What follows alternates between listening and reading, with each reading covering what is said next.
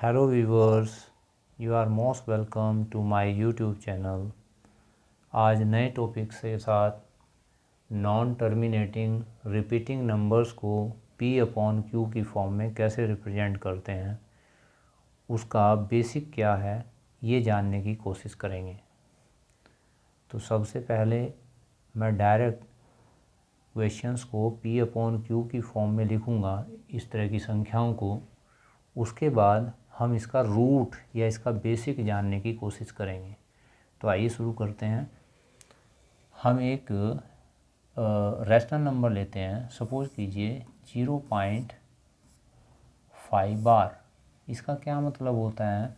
इसका मतलब होता है 0.5555, यानी कि 5 जो है इसमें रिपीटिंग डिजिट्स है और इनफाइनाइटली ये रिपीट होती है। ये टर्मिनेट कहीं नहीं होती और सिर्फ एक सिंगल डिजिट इसमें रिपीट होती है, 5। इसको क्या लिखते हैं हम डायरेक्टली P/Q की फॉर्म में?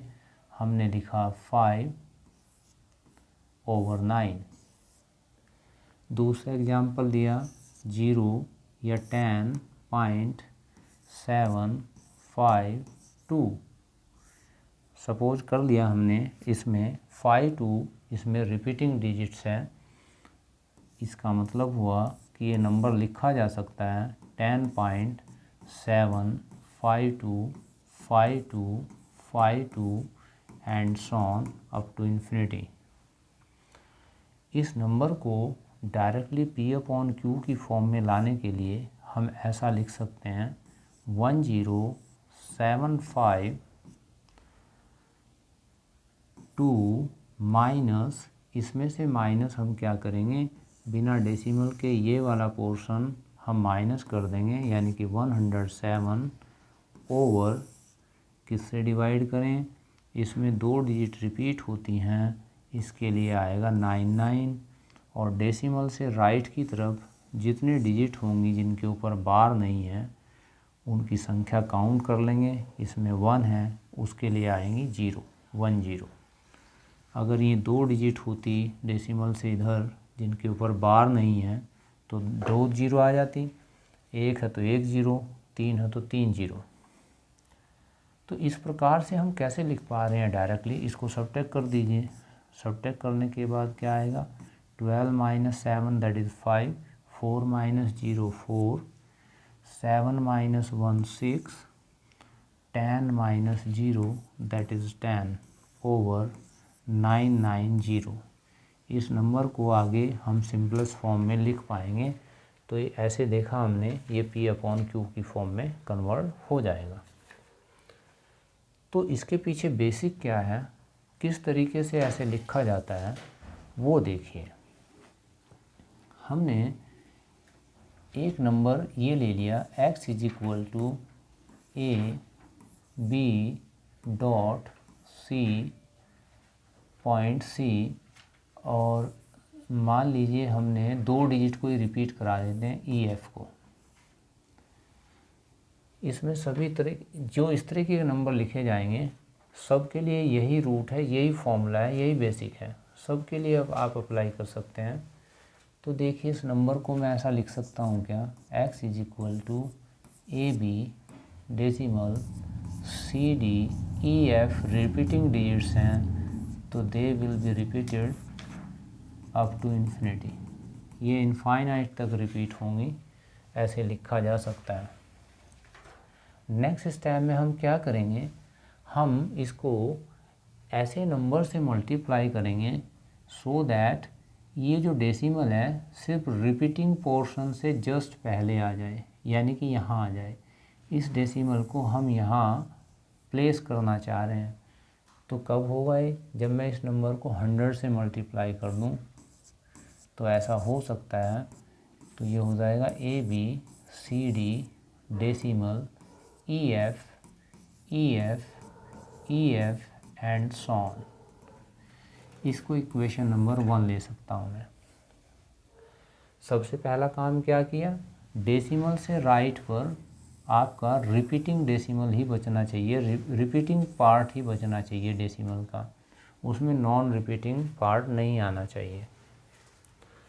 अब क्या करें, जितनी डिजिट रिपीट होती हैं उतने 10 से मल्टीप्लाई करके आप फिर इक्वेशन लिखेंगे, यानी कि 100 से मल्टीप्लाई करेंगे। ऐसा क्यों कर रहे हैं, ये डेसिमल यहाँ के बजाय यहाँ प्लेस हो जाएगा यहाँ पर, और जब यहाँ प्लेस हो जाएगा तो डेसिमल लिखने के बाद जो डिजिट्स लिखूँगा मैं, ई के नीचे ई आएगा, एफ़ के नीचे एफ़ आएगा, तो मुझे सब्ट्रैक्ट करने में आसानी रहेगी।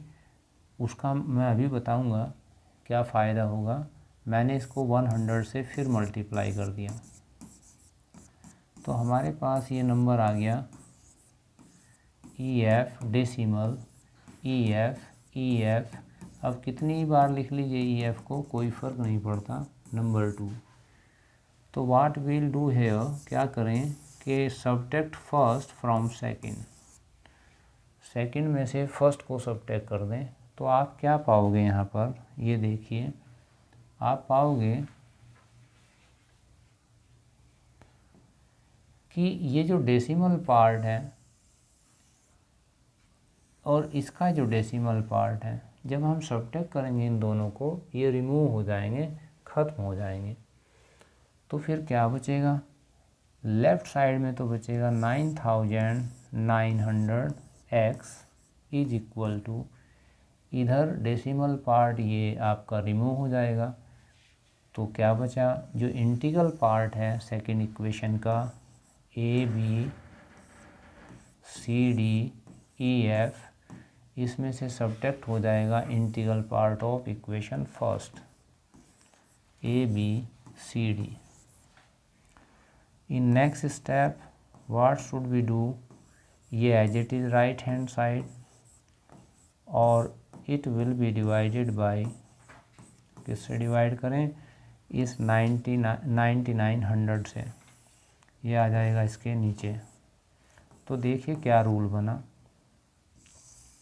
यही आपका बेसिक है इस तरह के क्वेश्चन को P/Q की फॉर्म में कन्वर्ट करने का। क्या किया मैंने, देखो, बिना डेसिमल बिना बार के मैंने पूरा एक नंबर बना दिया, ये लिख दिया A B C D E F। फिर इसमें से सब्ट्रैक्ट किया मैंने विदाउट डेसिमल, ये जो नॉन बार डिजिट्स हैं जिनके ऊपर बार नहीं है, उनका एक नंबर फॉर्म किया और उसको मैंने इसमें से सब्ट्रैक्ट कर दिया, यानी कि A B C D। फिर डिवीज़न किससे करना है, मैंने देखा यहाँ पर कितनी डिजिट रिपीट होती हैं, 2 डिजिट रिपीट होती हैं ई एफ़, वो कोई भी हो, 2 डिजिट रिपीट होती हैं, तो 2 टाइम्स 9 आएगा, 2 टाइम्स 9 आएगा। अब मैंने देखा राइट हैंड साइड पर, डेसिमल के राइट पर, डेसिमल के राइट साइड पर 2 डिजिट ऐसी हैं जिनके ऊपर कोई बार नहीं, जिनके ऊपर कोई बार नहीं है। तो जिनके ऊपर बार नहीं होता और डेसिमल से राइट साइड पर होती हैं, तो उनके लिए आती हैं उतनी ही जीरो। अगर 2 डिजिट हैं जिनके ऊपर बार नहीं है तो 2 जीरो, 1 डिजिट है तो 1 जीरो। तो आई थिंक ये इसका बेसिक हुआ। आई थिंक मैं समझता हूँ कि आपने इस बात को अच्छे ढंग से समझ लिया होगा। अगर आपको ये वीडियो अच्छी लगे तो चैनल को सब्सक्राइब करें, लाइक करें, शेयर करें, और इसी तरह की वीडियो आप देखते रहें और सुझाव अपने भेजते रहें। Thank you.